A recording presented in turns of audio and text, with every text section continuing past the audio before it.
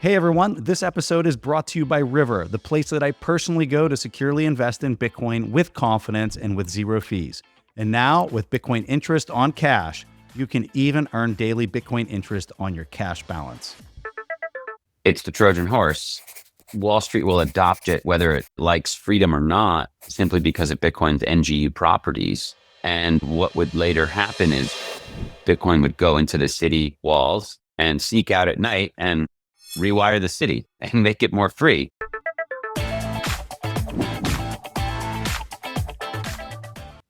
So Alex, we were just in Bedford, had an incredible time. I think we'll talk about like what's changing there. But before we do that, I want to go straight to your speech that you gave. It was titled The Human Rights Paradox of Nation State Bitcoin Adoption.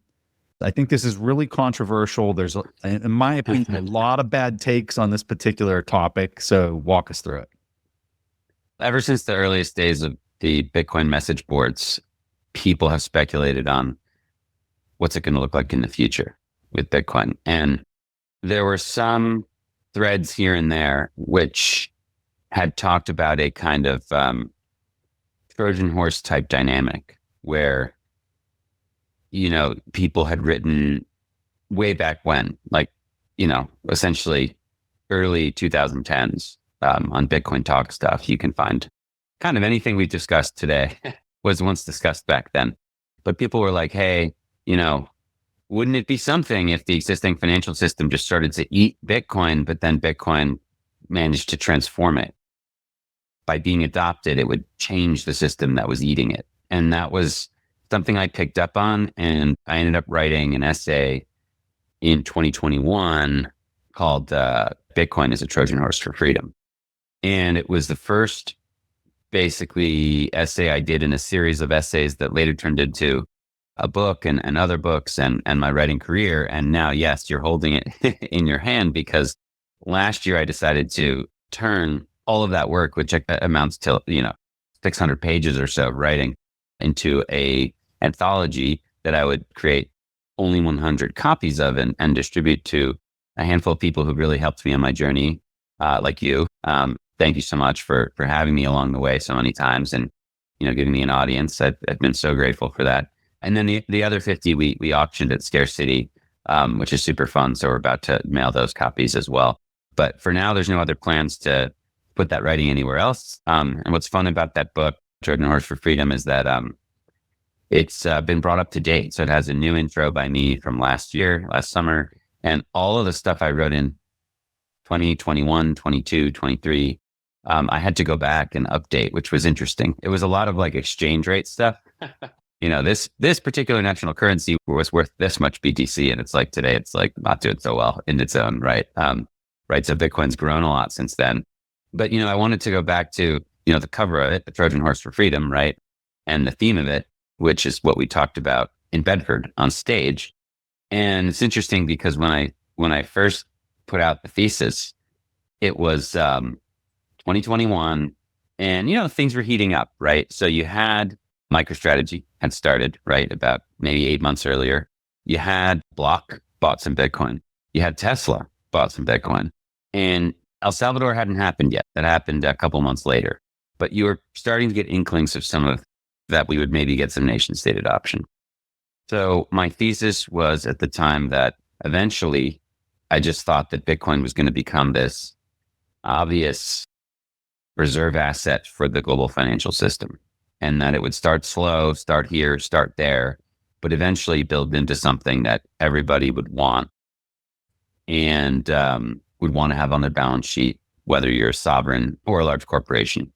And I think that has largely happened, right? So what's interesting is that the thesis has played out in terms of global adoption. It's been pretty crazy. I mean, I don't know if I would have predicted that within 4 years, you'd have the United States government, the world issuer of the world reserve currency, establishing a national strategic Bitcoin reserve. I mean, that's pretty wild. I got sent. Yeah, I actually have one as well. So it's a great hat. I love that one. For people listening, it's like, back. It says strategic reserve. It's got a 3-star, almost like a 3-star admiral or general. Yeah, I've got one too. So we'll put on the strategic reserve, brilliantly designed by Skylar. But I mean, it kind of happened kind of suddenly. It was, we went from a time where Bitcoin was so niche. We had this long bear market, and, all of a sudden 2020, you started to get MicroStrategy happened, and then everything else happened. Then there was kind of a lag, right? I mean, we had another bear market, right? It was kind of tough for a lot of people, but a lot of stuff kept pushing, right? Mining is fascinating. You have a lot of different countries mining now at the nation state level, like Ethiopia, Kenya, Oman, Bhutan.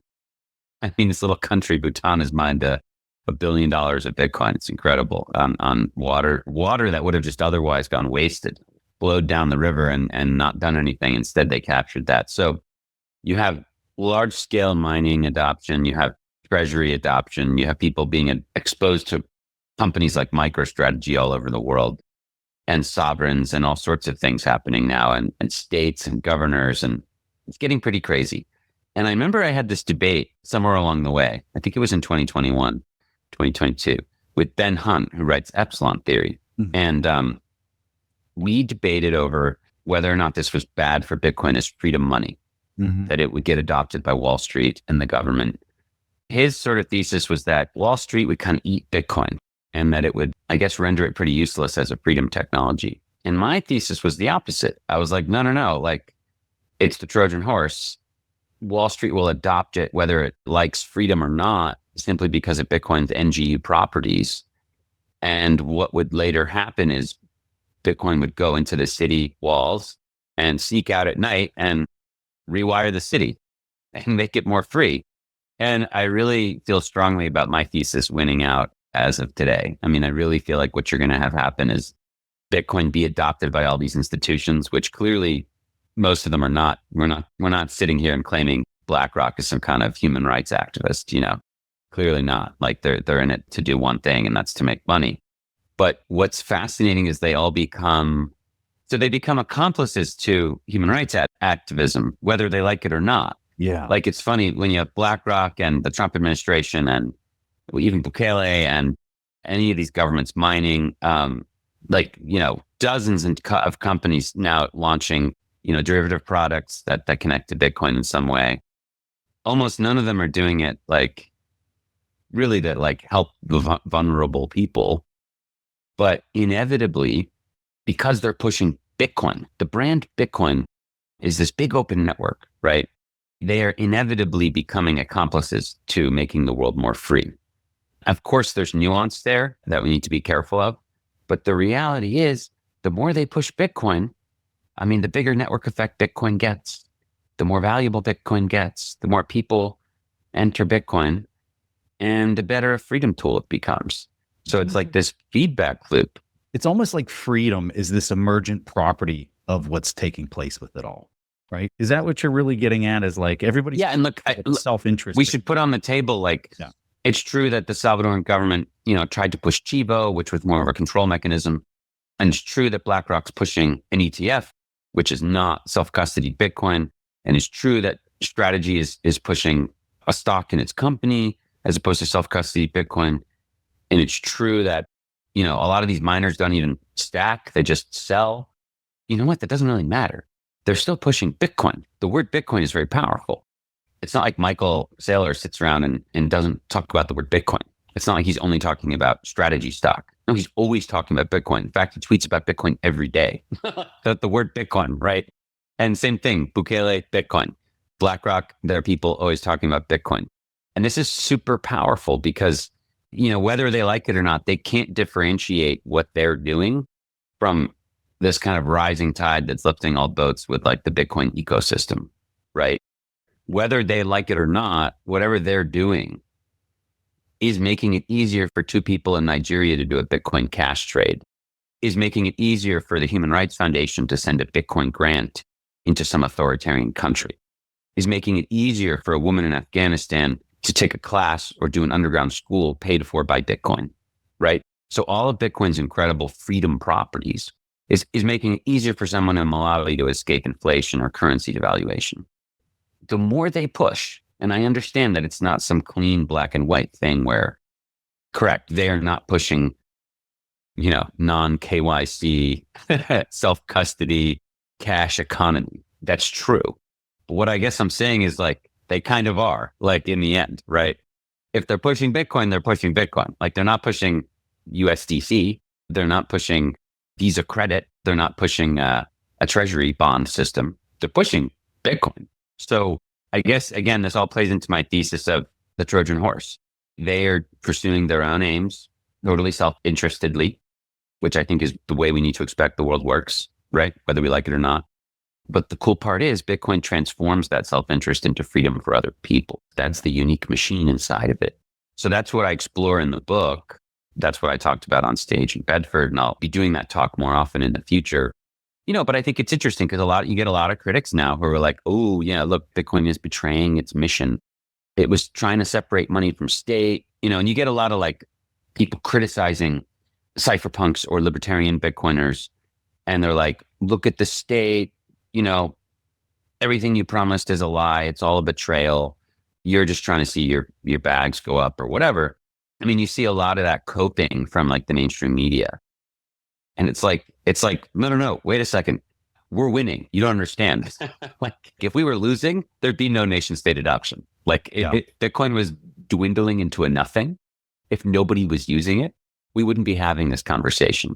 So I guess my point is that adoption by these big bad entities or whatever is an indicator of success, not an indicator of failure. It's really funny. We went from this world where like 4 years ago, even, right? When you were doing the show 4 years ago, let's say, people would say, Preston, you know what? I think the government's going to ban Bitcoin. Like, I really think it's going to ban Bitcoin. We heard every day. People would say that. And now people are like, so that would be the criticism. It's like, oh, they're going to ban it, or China's going to ban it, or China's going to do something. This was like on repeat. You and I would have to battle people on the internet every day, right? For just years. It was just like ban, ban, ban, ban. Now they're like, the government's adopting Bitcoin. This is terrible. What are we going to do? Yeah. And it's like incredible. So, what next is they'll find something else. But it's really funny. You couldn't frame this any better. Like, it was bad before. And this gets to, back to your Ben Hunt comment. So yeah, as a person who's traditional financial markets for more than a decade now, covered it in the media space, I've known Ben. Ben is an extremely intelligent individual, right? Yeah. But when I'm looking at him and some others that you would look at and you'd be like, this guy's so smart, he will get this immediately, right? But they're there saying why it's going to fail and all the points that you brought up earlier. And the thing that because I've thought about this so much, how in the world is this person not getting it? How in the world are they not seeing this? And the only thing that I can kind of come back to, and I'm curious if you would agree with this, is at the core of how they view the world, they believe that things are controlled by these entities that can never be governments, right? Or the Wall Street blob. Like, the small guy or the small person is never going to be able to overcome these powerful institutions because they are dominant. And it's almost like their view of the world moving forward is somewhat negative and maybe very negative. And that is the core thing that is not allowing them to see how something like this could be an emergent property for freedom and for the world to be a better place in the future, as opposed to being dystopian.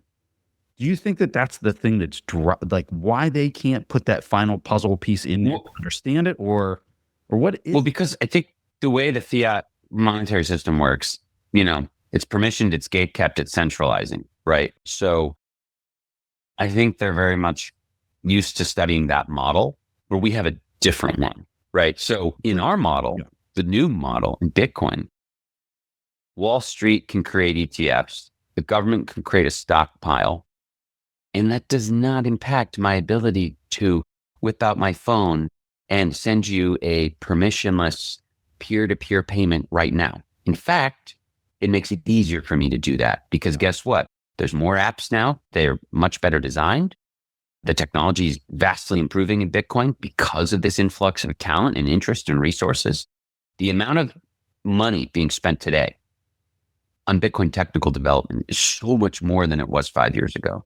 The amount of people building privacy apps is so much more. The amount of people integrating stuff like eCash and Bolt 12 and just, next generation Lightning stuff is just, we didn't have that stuff 5 years ago.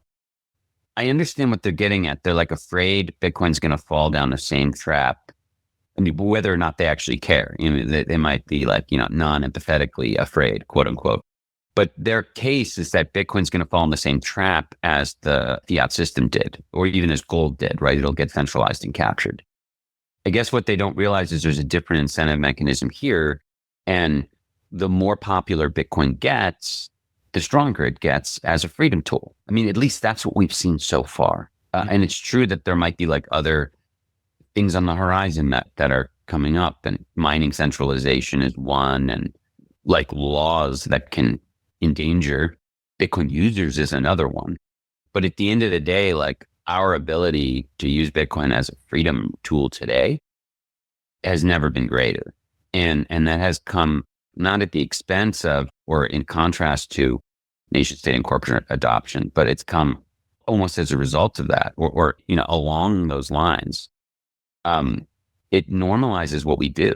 Like if the US government is doing Bitcoin stuff and Wall Street's doing Bitcoin stuff, then it makes it easier for nonprofits and activists to do Bitcoin stuff, period. Mm-hmm. So I would encourage people to think about this as like one big giant network effect. And for the first time, it actually works in our favor to have people that we don't like adopting this thing.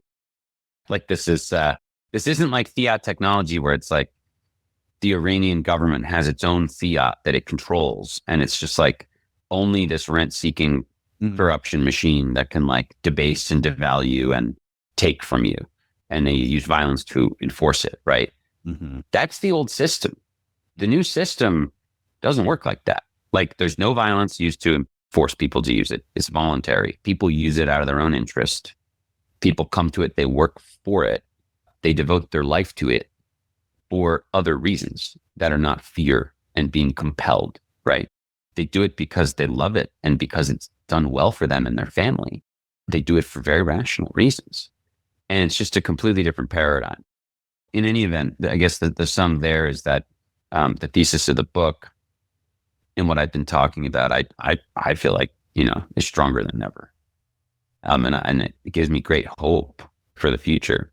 The stuff you saw in Bedford, I should mention, in addition to my talk, I had HRF had a whole panel of activists from around the world using Bitcoin. And the day before, we had done this at the Frontline Club in London, which is a really prestigious journalist outlet where people come to leak state secrets and break news, and WikiLeaks used to use it.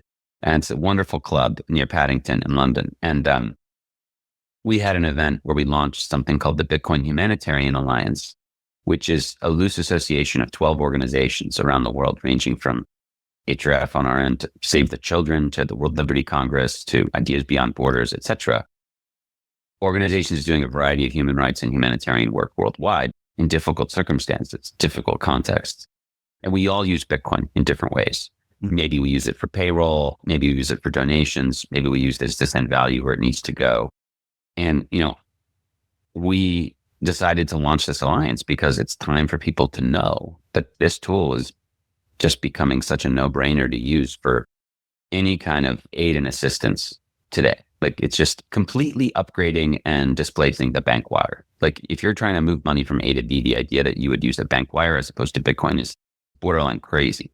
So we wanted to announce that like all of us were using Bitcoin, that we've all learned how to use it effectively. I had testimonies from all the activists talk about why in their context.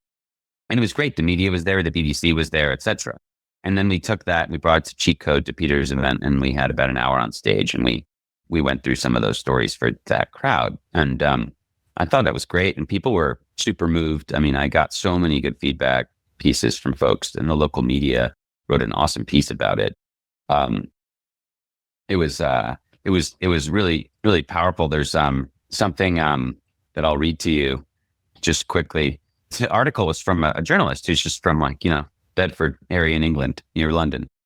And the article is called How a Bitcoin Conference in Bedford Changed the Way I See Financial Freedom and Human Rights. And I was like, okay, that's pretty cool. He goes through it and he tells this story.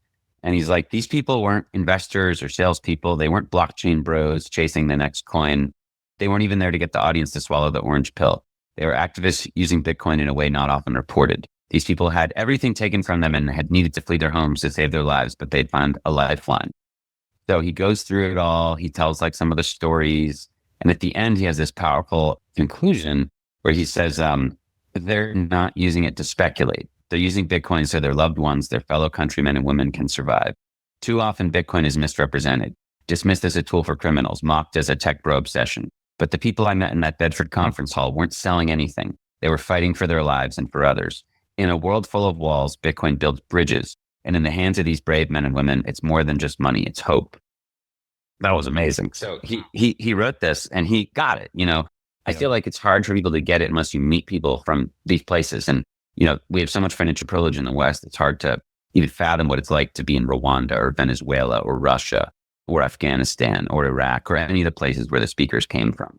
But, again, as a reminder, the average person on this planet suffers through currency devaluation, overnight, massive inflation. Their currency doesn't work in other countries. They can't send international wires. They can't invest in the US stock market. They can't invest in US treasuries. It's very hard for them to invest in even just gold or real estate. Sometimes dollars are even illegal. The average savings technology for the person on this planet remains stacks of collapsing paper notes, sheet metal or cash. That's really the average human saves in. For people to be able to upgrade to Bitcoin, which, by the way, and I saw this yesterday, which was amazing. There's a new chart out that shows that Bitcoin has beat the S&P every year for the last 15 years or something like that. So it's like, yeah, but like only a micro fraction of the world can invest in the S&P. But everybody can invest in Bitcoin. So it's like, it really shows the power of this thing. And I'm so happy to see it start to become more widely understood as a human rights and humanitarian instrument, like it deserves to be. So we'll be taking that show on the road next in June to the Bitcoin Policy Institute's summit, the BPI summit in DC. And I'll be giving a talk, and then we'll have a whole bunch of testimonies from activists there. And I think it'll be very interesting for folks from the American side of things, whether it be governors, State Department officials, Treasury officials, congressmen, women, folks from the executive branch to listen to this. Yeah, we couldn't be more excited about some of the activism we're doing right now. I love the highlight of the article there to kind of give the perspective of a person who's not intimately tied into the community that it was observing the event, because it wasn't just that. It wasn't you on stage, like highlighting all of these practical use cases from all over the world, right? It was, so you have that level, and then you have literally Liz Truss coming on stage. Yeah. Former Prime Minister of Britain. And I had a quote that I posted on X, and it was hilarious how so many people didn't, really dial into the quote itself and why it was significant. Instead, it was a bunch of comments of people saying, oh yeah, she was the prime minister for 10 seconds, blah, blah, blah, blah, blah. And then a bunch of political opinions of like her background and her party and everything else. But this is why I thought her being there was so important. So she became the prime minister. She steps in and she does immediately does these mini budget cuts with unfunded tax cuts. And what it did in that very short time that she was there was it effectively was blowing up their bond market in the UK. And this is within days, right? So she goes in there, she does this policy, the bond market goes crazy itself, right, to a pace that was so profound that the financial, let's just call it the financial deep state. That's probably a bad way to frame it. But let's just say the financial deep state steps in and removes her from office and puts the next person in within days or whatever. And trust me, folks, I'm a total idiot when it comes to UK politics. But from my vantage point across the pond looking at what happened, they couldn't allow her to be in there and still play these fiat games that have dominated our past financial system. They couldn't have these types of policies because it would just melt down the markets. And so she was immediately removed. Now, take us back to Bedford last week. The former prime minister comes to Bedford up on the stage at a Bitcoin conference and literally says, Bitcoin takes power away from the governments on stage. And I'm sitting there watching this and I'm thinking, Peter McCormick, right? Like everybody who knows Peter knows he's just here having fun. And it's like, I'm looking at what's happening in his town, what's transforming. You got a former prime minister up on stage. We're having people like yourself, Alex, on stage telling these stories all from all over the globe. I then watch his football team, right? 3 promotions, 3 years in a row. He can afford any player he wants to get on his team for the league that he's in because he took the proceeds of the investments in the club, put them in the Bitcoin, and it's amazing. His treasury is growing at a pace that nobody can even remotely, compete with him on getting talent on the team. The field was packed. It was twice as many, 3 times as many people as there was the last year when I would watch them win the year. It was crazy. It's crazy. So I'm looking at all this, and like the energy is really hard to explain in an audio podcast format if you're not seeing it firsthand. But your letter that you read is just like a sliver of, I think, what the outsider is seeing. And they're saying, there's something here. Like, what is this? What's happening? What I've been told is not the truth. There's something way deeper to this all, right? It was crazy. My friend Ian Burrell is a legendary journalist in Britain, who I've known for a very long time because of his human rights reporting. A few years ago, I convinced him to come on a trip to Africa with me and a handful of people to see Bitcoin mining. And, at the beginning, he was a little skeptical.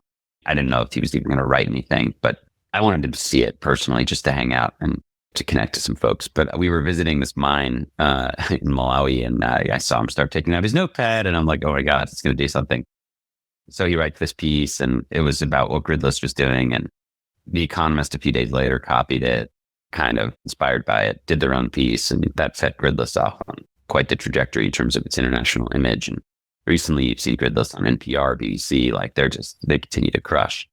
But the point is, Ian knows this is not a fad, and he came up to Bedford, and he's doing a piece for one of the big papers on the club, on Peter, and on the club, and on Bedford, and what's happening there. I thought it was very smart for them to call the conference the cheat code, right? Because that's essentially what they're doing with the football club. It's a cheat code. And, HRF's been using the same cheat code, with Bitcoin. And it's incredible the kind of transformation you've seen, let's say, the Bedford football community, which is now like on a track to professional football. I mean, it's incredible. Now it'll take a couple more promotions to get up to the professional status, and then maybe one day they compete for Champions or even Premier League, who knows? But the point is, they're on its trajectory to get up to some of the higher levels, and all of a sudden now they're going to have the tailwinds of the massive Universal Studios complex coming in, and it's just beautiful to watch. But the point is that cheat code is accessible to anybody, and what I've seen Bitcoin do to a lot of these human rights activists that have adopted it is incredible, because human rights activism is a little different than running a football club. It can be super dark. It's depressing. It's you lose people. You don't have many allies. You just kind of are against all odds all the time, right? So Bitcoin adds this element of hope. It's really powerful. It's very important. And it gets them like me. I mean, it fills me, it inspires me. It makes me think of a better future. It makes me know that there's a better future ahead. And it just makes us much more dangerous when it comes to the existing system and our efforts to dismantle it and put something else in its place. It's just the best possible thing to light, it's fuel for our fire, basically. And some of these activists had just been completely transformed by Bitcoin. Like they're going to be unstoppable. I mean, that's what we call our webinar that we do with Ben Parent at BTC Sessions. It's called Become Unstoppable. And it's a webinar we teach nonprofit groups to help them integrate Bitcoin. And yeah, I mean, like when a government or a bank debanks you, that pretty much stops you. I mean, if you can't pay your payroll, you can't pay your people, you can't reach the folks you're paying out to help you with your work, like you're frozen, you're disabled, right? You're done. If we can teach you how to effectively raise funds and do payroll and buy stuff in Bitcoin, you're unstoppable. Like you can no longer be turned off that way. It's similar to the Canadian trucker thing, where it was like, okay, well, there was this big red button and the government could just like freeze all centralized payment processors. stop them. And that's the end of that. And maybe that ends up being unconstitutional or whatever in the end. And but the point is they can just arbitrarily choose to end that now. Whereas all the Bitcoin that was being raised, no, they had to, go get an injunction. They had to get a search warrant. It took all this time. By the time they actually got to the people, something like 60 to 70% of the Bitcoin had made it to the intended recipients. So, it's a brilliant example of how this can be such a powerful tool for social change. And, I'm just, the kind of excitement and euphoria you see in Bedford, this little town, is the same thing you're seeing in these human rights movements. Like Bitcoin is transforming them. You ever seen that cartoon of it's like two people, one person's depressed, the other one's happy, and she kisses the person, and it's like this orange thing, and it like lights up the world, right? That's what Bitcoin is. Like literally, it lights you up. It gives you a completely different support network. And this probably is only in the early days in the adoption era, right? But all of a sudden, if you're using Bitcoin for pretty much anything, even if the person doesn't like what you're doing, they will probably be excited to help you, right? It's kind of funny. You might have two people who completely disagree politically. This could exist, right? Where it's two viciously opposed political people. But hey, if you're using Bitcoin, I'll teach you how to set up a BTC space server. Just don't tell anybody. It forces people to be allies. It's pretty amazing. We're really fired up about this, and we want to obviously onboard as many people as we can. Because again, the more we onboard, the bigger the network effect and the more unstoppable we become. And that goes for nation states and corporations too. It's interesting. I guess I get it when people are saying we don't want the nation state adoption, we don't want the corporate adoption. But I think that's naive. There was no world where Bitcoin's going to go from zero to global reserve currency, or even just dominant global currency, or even just currency that you can use anywhere, unless everybody's using it. It's not going to be something where only cypherpunks are using it. Only good people that you like are using it.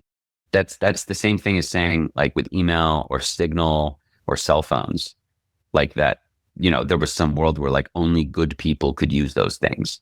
No, guess what? Criminals, bad people you don't like, they use email and cell phones and Signal. It's more about the impact of the society that it has. It's not necessarily that Putin and Xi Jinping can trade a message on Signal. Oh, that's so bad. We shouldn't use Signal. No. It's the fact that hundreds of millions of people who live under their reigns and rules can now use Signal and communicate privately without the government seeing. So Bitcoin is in a long line of asymmetric technologies like this that empower the individual, at least slightly more than it empowers the state, right?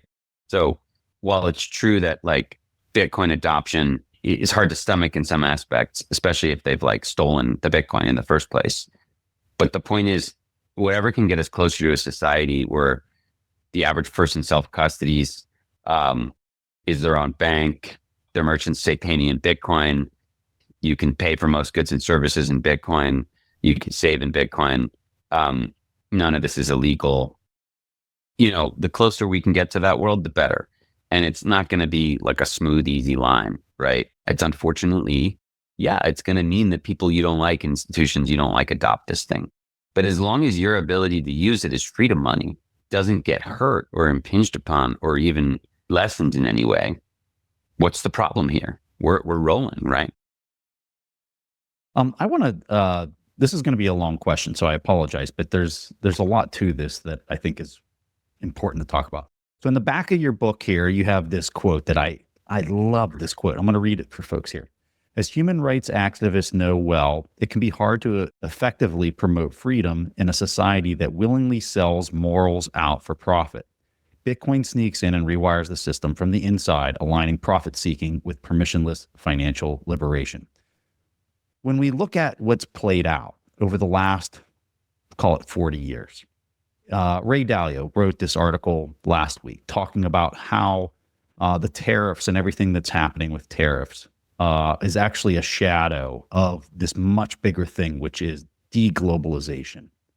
One of the big mechanical things that enabled globalization over this 40-year period of time, at the heart of a lot of it was the World Bank, the IMF, and these incentives that you have better than anybody I know, Alex, laid out in gory detail in your writings of how this takes place in order to create this big, giant, global mechanical system that really feeds the West and gives the West this huge advantage.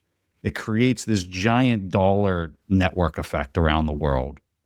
And it causes intense harm to so many of the countries that are taking these World Bank IMF deals in order to monocrop or extract resources out of areas that are good for the people in power and pretty much bad for everybody outside of those countries. Yeah. If anybody wants to dig deep and they haven't read Alex's material, you got to read his material, and it goes into gory detail explaining all of this and how it all works. So my question for you is this, with all of that. I told you this is a long question. No, that's good. The question is as this starts to spin the other way, because that's what Dalio is saying, is that now we are going into deglobalization. What if you could grow your wealth effortlessly with a consistent income stream and in a tax-advantaged way? Bitcoin mining with Abundant Minds checks all of these boxes. Abundant Minds delivers a premium, hands-off Bitcoin miner hosting solution at renewable-powered facilities in Oregon, offering low-cost energy, industry-leading uptimes, and white-glove service.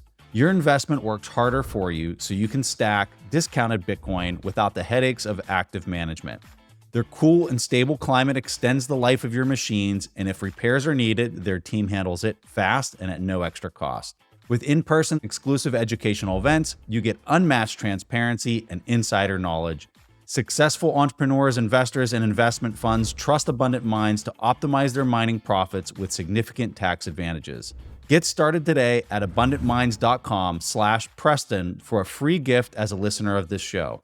That's abundantminds.com/Preston, because elite investors choose abundance. One of the most common questions I get from family and friends is, Preston, where do you personally buy your Bitcoin from? And the answer is really simple. I buy it on river.com.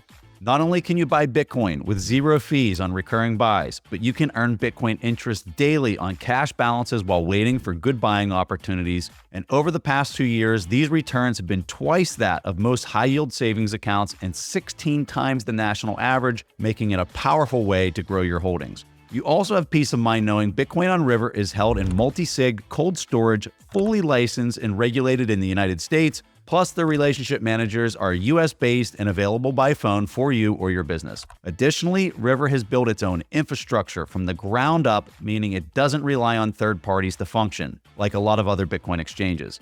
River is setting a new standard in Bitcoin investing. Go to river.com/fundamentals to get up to $100 free when you sign up and buy Bitcoin. That's river.com/fundamentals.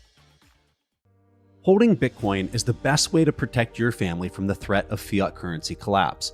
And few people understand this better than Tony Yazbek, cybersecurity expert and founder of the Bitcoin Way. Tony was in Lebanon when the currency imploded. He's seen the chaos that erupts when the ATMs stop working and the bank accounts get frozen. He knows what it's like to lose everything. But with his cybersecurity expertise and by fully adopting Bitcoin, Tony was able to engineer his escape. And now, Tony and the Bitcoin Way team work to make sure this never happens to you. With over 25 years of experience, their expert training empowers you to self-custody your family's Bitcoin the right way, secure your devices and protect your privacy, and secure for Plan B citizenship. The Bitcoin Way can transform you into a sovereign individual. You just need to take the first step. Schedule a free consultation today at thebitcoinway.com/TIP. How does that look for these countries that are so reliant on these? It's almost like this mechanism that it seems like they can't gracefully come out of this without some type of Bitcoin strategy. And we're seeing that starting in El Salvador, but we're also seeing it's hard for El Salvador to do it. And I'm sure there's many others that you can give us examples. I'm just kind of throwing that one out because that's what a lot of people were aware of, them stacking a Bitcoin treasury and trying to work their way out, but yet they're still taking more IMF loans. And it's like, Bean just still has their hooks and their tentacles still in all of these countries. So how do they bridge that, or how do they transition out of that in a way that is graceful, that is meaningful, and walk us through that? Yeah, I mean, well, like the short answer is Bitcoin provides a new way for people to opt out peacefully, where they don't have to get exploited and torn up by this old system and its dynamics anymore. I mean, the old system going back hundreds of years is essentially the ebb and flow of empires and their rise to power and their fall from power. And when you have the global political economic system and you have an empire rise and fall, even if that empire was bad in your mind, like their falling from power tears up a lot of infrastructure and breaks a lot of things, right? So if we just look at, let's call it 3 times the Western economic, let's say financial empire rose and fell over the last century and a half. We can look at the British Empire and its rise and fall, and a lot of its rise and fall related to the looting and pillage of India, right? So there's like a lot of data on this. Yes, of course, the British had many things that they pioneered themselves. Of course, no one's arguing that. I don't want to, I wouldn't want to get in like a straw man argument here. There's as an aside, there's a very entertaining podcast people should watch between Dave Smith and Douglas Murray on Rogan this week, which is a long exercise in straw men. Basically, one of the guys, Douglas Murray, keeps trying to paint his opponent as saying something that he didn't paint, and the other guy is consistently saying, "No, that's a straw man. I didn't say that." So when you're arguing, you always want to avoid this. But no, I would never say that obviously, like Britain and Western Europe as a whole obviously innovated so many amazing things, including Enlightenment ideals and industrial revolutionary technology. But at the end of the day, a big part of it was also the fact that they got all this super cheap labor and goods from India, which was the world's richest place in the world. And they started to pilfer and loot it, and very violently, of course. Now, when that started to slow down the flow of resources from India, even though that might be good in some people's eyes, right? Okay, end of an empire, end of this rapacious kind of exploitation. Okay. It still kind of just starts to tear up and break the system. So a lot of researchers believe that one of the reasons we entered this economic crisis in the 20s and 30s was actually because the reigning global economic system, the British Empire and all of its, appendages, started to collapse, started to basically lose its subsidy being all this cheap stuff from India and other territories, and the beginning of the end of colonialism. So that's one time we've seen, you could call it quote unquote deglobalization.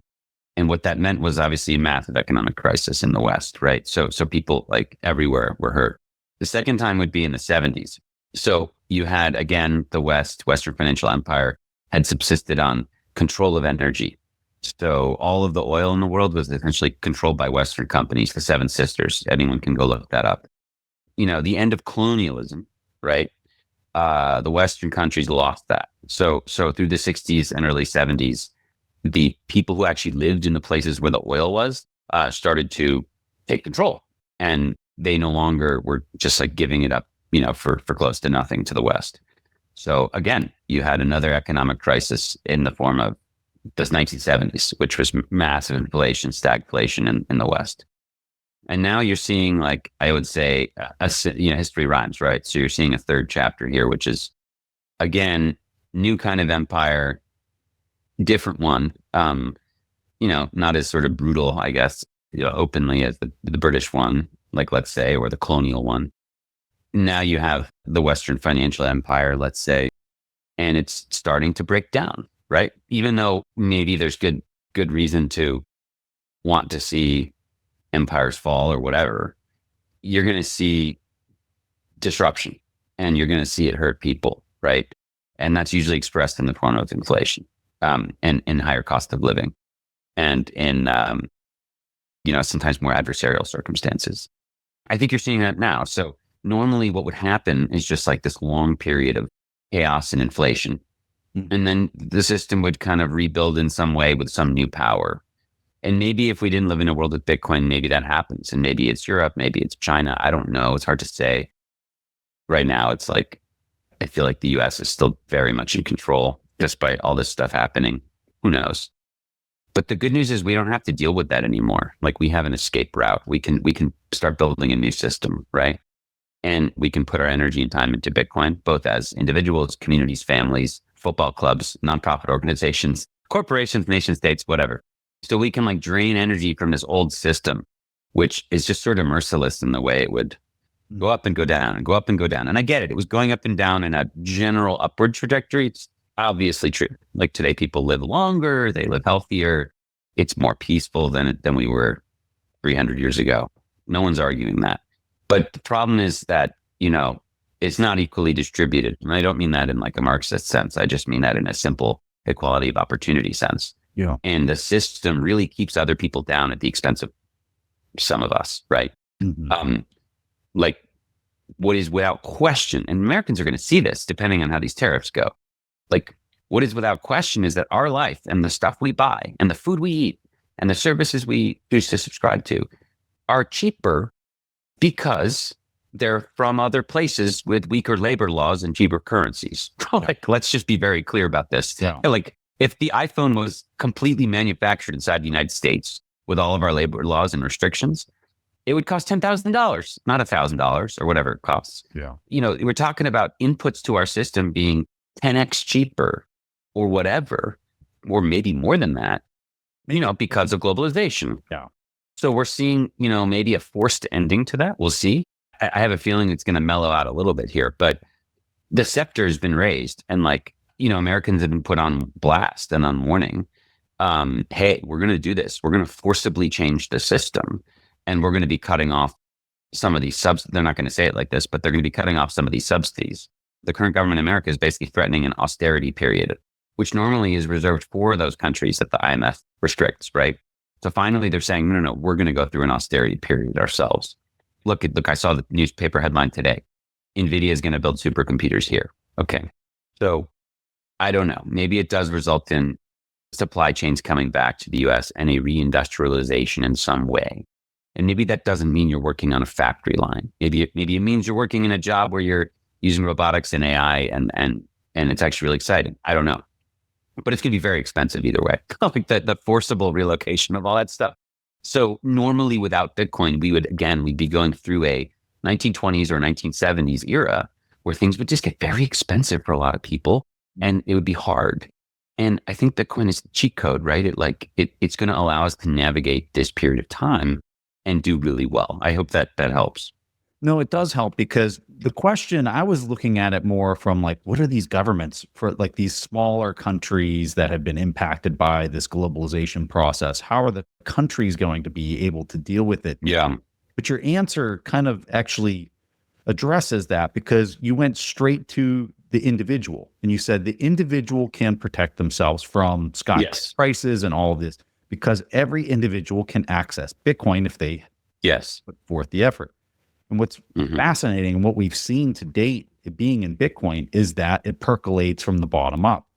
And so I think if you get enough participants that are seeking salvation in it, call it country XYZ, they're going to be more likely to influence their local politics because so many participants are using it and finding that it's helping them manage their situation, right? And so it's this percolation up that I think we're going to continue to see in all these regions. It doesn't mean it's going to be easy, but I think that if we're just talking about the reality of like how it unfolds, I think that it's just going to continue to be this bottom up. No, and we don't have to, Americans, this hasn't really happened to us recently before. Like maybe our parents or our parents' parents, right? Of course, but Americans have been pretty insulated and many Europeans as well, actually, in the last 2, 3, 4 decades from this. This is something that the average person on the planet has dealt with all the time. Like in the Middle East, like look at like Lebanon, like we already have evidence of this. There's a guy who, and you've been to our Global Bitcoin Summit where we have people from 50, 60, 70 countries coming in to talk about how they use Bitcoin and organize with Bitcoin, educate people with Bitcoin. Last year, he couldn't come. He's from Lebanon. He's the one who founded Bitcoin du Liban, which is an educational organization in Lebanon that helps people learn about Bitcoin. He was displaced because of airstrikes and stuff like that. Terrible. this year, he's going to come back and he's going to give the keynote in person. And he's got this incredible story of how Bitcoin basically saved his life. And, again, we may not have gone through that dramatic period yet as Americans. And I hope to God we don't. Okay. Mm-hmm. But regardless, it's going to be tough. Like, regardless of whether it becomes overly dramatic or not, forcibly changing the global economic system is, I guess what I'm saying is it's always difficult. It's always going to come at a cost. Like, even if at the end of the day that our policymakers believe it's actually going to benefit us if we don't have to import cheap goods from other people, and they're trying to flip the whole Adam Smith thing on its head, I guess, and a comparative advantage, whatever. They just want the stuff in our country. Fine. Maybe they're right. I don't know. I'd probably disagree, but it is what it is. I'm powerless over here on that front. What I'm not powerless about is teaching people about Bitcoin, because it's going to allow us to pass through that period of time in much better shape, and even maybe come out on top, which is really exciting. So that's what my commitment in it is. Regardless of what happens in this economic time of turmoil, let's continue to educate people, bring them into Bitcoin, and it'll allow them to have a life raft. Now, of course, people are going to blame it on, people have already started to do this, if you noticed. Different people are already trying to blame the economic disruptions on Bitcoin, right? And we're going to see so much more of that in the future. But just remember, it's not the iceberg, it's the life raft. I mean, this system does it to itself. This is an inevitable outcome of a system that goes in cycles, and you have these different empires rise and fall, and the average person just gets hurt every time, right? Even though they're generally on an upward trajectory, it's pretty brutal. And this is our way of saying, no, I choose something different, where we don't have this like endless, brutal cycle, and where we can all be on an open network with each other and collaborate instead of fight each other. I just think it's very beautiful. Taking a step back, as you synthesize all this writing that you've done through the years and pieced it all together into this book, Mm-hmm.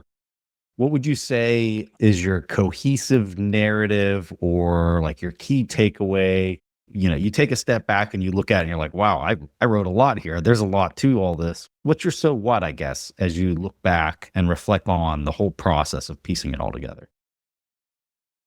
Sure. Well, the book really covers a couple threads. It looks at the rise of the global Bitcoin resistance, we'll say, in all these different countries. It looks at the history of the dollar system and how it got to where we are today. And then, it also looks at, the outcomes of that dollar system and what it's done politically to different groups around the world. I think that the theory of change in the book is stronger than ever now, right? That we have this old system. It's very, in many ways, it exploits, it's built kind of on control, and it's built on this idea that there should be essentially like a caste system in the world with currencies. And that's kind of how it operates. In many ways, in the same way that your iPhone is cheaper today because we can kind of exploit like lower labor, right, somewhere else, and cheaper goods somewhere else. Another thing that subsidizes our way of life is this 180 currency system, where we have this like premium currency we issue and use in our daily lives, but other people use these other currencies. And through the IMF and other bilateral or multilateral organizations, we come in and we force devaluations of those other currencies against our currency to make it easier for us to import their goods more cheaply. Yeah. So well, good God, that was such an amazing. Well, yeah. Thank you. Well, but it's true, right? And you go back and you look at the history, and now, Asia's, it's always interesting to look at Asia because it's a little different than East Asia. It's a little different than the traditional way the IMF and World Bank would kind of seek to subsist off of like Latin America or Africa or Southeast Asia or South Asia. China, Japan, Korea, little bit different ball game, but you see some of the same things, like Japan in the 80s. I mean, everybody should watch Princes of the Yen. It's unbelievable. This documentary for free on YouTube. It's unreal. Princes of the Yen. It tells the story of how did Japan go from the second largest economy in the world in the 1980s, primed to overthrow the United States as the world's largest economy. How did it go from that to the lost decades and this incredible crash and kind of just depression? And a lot of that had to do with the US and its allies saying, hey, Japan, we're going to need you to appreciate your currency, or we're going to devalue ours against yours. And you're not going to have that export market anymore. And you're going to have a big crash. And that's what happened. So this is not a conspiracy. You go look up the Plaza Accords or the Louvre meetings in the 1980s. And this is what happened. We forced Japan to appreciate its currency. So that's what we're trying to do now with China. Again, history rhymes. Like, we're trying to get China to appreciate its currency. At the moment, like as of, April 15th, they're not. They're like, no, we're going to continue to devalue it. And they're going to continue to widen their surplus of exports against us, which is, of course, enraging the current government in America. So there's this back and forth. But make no mistake, our goal is to devalue the dollar against the RMB and to they want to correct that balance. Now, obviously, they're not thinking of it in like a classic Adam Smith way of thinking, because if you did think like that, it's not a problem to have differences in trade. That's actually normal. But they really want to balance everything out, right? So they're going to try and do the same. So, you look at this and it's really a similar game in as much as it's about what is referred to as currency manipulation, right? Usually we want to keep what we call the global majority countries, where the majority of the world's people and resources are. It's often called the global south or the third world or whatever. Usually what's happened is we want them to have weak currencies so that we can get their stuff for cheap. But we want our rivals usually to have stronger currencies so they can't really kind of compete too well with us, right? So this is kind of the game you see where like the other quote unquote global north countries, like we're always accusing Switzerland of currency manipulation. Like, we don't want Europe and China and Japan to have, weak currencies. We want them to have strong currencies so that we can continue to like industrialize and export, but also sort of feast on the cheap currencies of the global south. This has been the game so far. But that's such a non-cooperative game. Like, if you really think about it, if the United States had just a Bitcoin standard, none of this stuff would be as relevant. There'd be a much tighter labor market globally. There wouldn't be a way to come in and just like devalue like an entire country just overnight, 50%. All your wages are just worth half as much as they were yesterday. All your savings. No. If we're on the Bitcoin standard, then it becomes different. Like, yes, you can still do tariffs. You can still tax, like, absolutely. But you can't do the funny business with, the massive inflation and currency devaluation, which is so ruinous, I think, for so many. I think one of the things we're going to regret in 10 years is that we didn't do more now to help expedite the world towards the Bitcoin standard. And every day I'm living with that. I'm like, okay, I want to make sure that I have no regrets. Like 10 years from now, I want to be like, I'm proud of what I did. Let's move the world as much as possible in that direction as fast as we can. And in the meantime, it's going to literally look like putting out lifeboats, because there's going to be some big stormy seas coming. I mean, we're already feeling it. I mean, we'll see. But I'm, again, filled with so much hope. And again, the book tells the triumphant story of how this random software protocol ends up being relevant in a world of empires. Like, it's really just wild, but it's true. 100% true. We're already at $2 trillion of value with this peaceful protocol, and people from all over the world are adopting it. And it's just kind of crazy. And yeah, I mean, I guess to conclude, like, there is no greater Trojan horse than getting the issuer of their reserve currency to adopt it. Like, I put up a slide in Bedford it's like got Uncle Sam sitting on a branch, cutting off the branch, because they don't know. They just don't know it. And it's like they're unwittingly doing this. And there's a lot of people, I won't name names, but there's a lot of people who are like, oh, like this will just like strengthen the dollar, or this will like strengthen the dollar system. And it's just like, definitely not. Like, what? Like, that's not what's happening here. There's not going to be this, like America's super, got a lot of Bitcoin and it's using Bitcoin and therefore the dollar will be stronger. Like, that's not going to happen. So I appreciate whatever they're trying to do. Fine. Maybe it's some sort of subterfuge thing. I'm not sure. But like, clearly the rise of a new reserve asset is not good for US debt. Like, I just don't get that one. Like, what do you think? It's not going to start taking over treasuries or dollars? Like, it's crazy to me. But it's kind of the ultimate Trojan horse thing. Like, again, the Trojans see the horse out in the field. And even though they're got a couple people inside the city saying, don't bring it in, don't bring it in, they bring it in anyway, because they just can't help themselves. It looks too beautiful, right? So that's the story of NGU and FGU. Like all these corporations and governments, they're going to need Bitcoin because of its NGU properties, but you can't separate NGU from FGU. And in doing so, it's going to usher in this massive transformation. So it's very exciting. What can we say? I will say this, as a person who has studied scarcity for quite a while, the fact that you have 100 of these is going to, are you familiar with Seth Klarman? Yeah, not deeply, but it definitely rings a bell. So he's a really famous value investor, and Correct. He has a book called Margin of Safety. And this book is like one of the most sought after books in the value investing space. And the reason why is he did a short run on the book, and that you can't, they don't produce it anymore. It's just like copies. Maybe there's 5,000 copies. I'm looking at it on Amazon right now. Buy it used for $2,500. I think you're going to have a reading frenzy on this book. But I want to say this for folks that want to read Alex's work, and everybody needs to read Alex's work. You can read the portions of this book online. Yeah. I'm going to have links to all of this in the show notes. So if you want to read any of Alex's material, it's there. I have books back there, and I'm not trying to like brag about it. I truly mean this, Alex. I've got books signed by Ray Dalio, Walter Isaacson, Charlie Munger, other people that I've just, have been fortunate enough to get signed copies. This is an absolute treasure for me.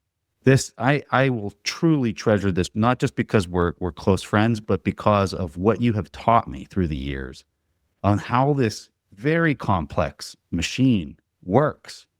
And so much of this IMF, World Bank, the exporting of dollars, the inflation, and why weren't you seeing it in the inflation? All of that became crystal clear to me because of all your hard work in writing all of this. So when I look at all these books and I look at the ones that are signed and that are personal gifts, this is at the top of the list for me. And I truly can't tell you how much I appreciate what you've done to educate me and other people. And it's just it's a true honor to have you on the show this many times and to have these conversations with you in person and over Zoom. Thank you. Well, likewise, I learn a lot from what you do. And I have confidence that together we can, again, get as many people on the lifeboats as possible. And then hopefully help create a new system. That's what we're all doing. Amen. So super, super grateful for that. Thank you so much, Preston. And until next time. Thank you. We'll have links in the show notes for everybody. And I also have a link to this Princess of the Yen as well. Thanks, Alex. Yes. Awesome. Take care. This is a changing of the financial global order. And that's what's giving investors pause, and they're worried. There's so much uncertainty about how the tariffs are going to be levied, who they're going to be levied on, what goods they're going to be on. It's like, there's just so much uncertainty from it. It's incredible. And the market, it's taken it on the chin for it.